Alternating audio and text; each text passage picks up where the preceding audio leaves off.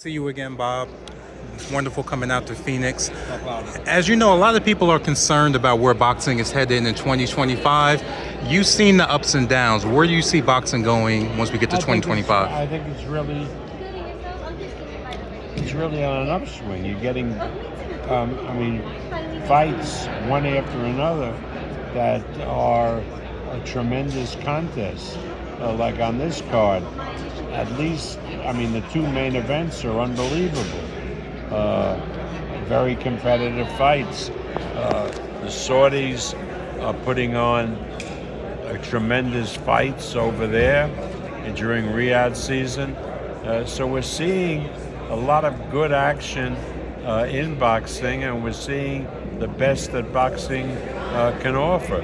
So I'm very optimistic about the future of boxing.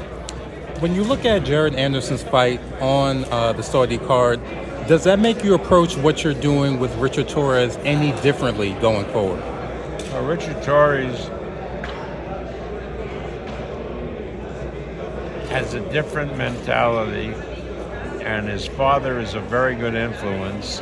And so when they offered Richard Torrez a fight over there, which he wasn't ready for, they turned it down no matter what the money was.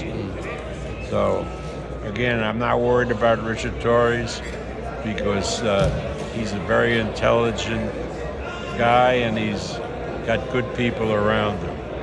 Jared jumped at the money. That was a choice he made, and after talking to him, trying to dissuade him, which we couldn't do, he went ahead and fought a fighter that he wasn't ready for. Speaking of jumping at the money, you know how difficult it is working with fighters. Things have been rocky with Teofimo Lopez recently.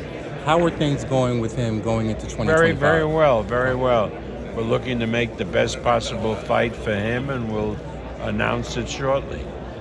Is the plan still to have Naoya Inoue fight in the U.S. in 2025? Yes, in April. Who is the leading opponent? Do you have one in mind at this point? I'm not going to talk about leading opponents because Inoue still has a fight to do on Christmas Eve in Japan against Goodman. Let's that fight happen, and we'll make the announcement after that fight. Okay, Bob, last question for you. If everything goes right in 2025, what is the biggest fight you're looking to make?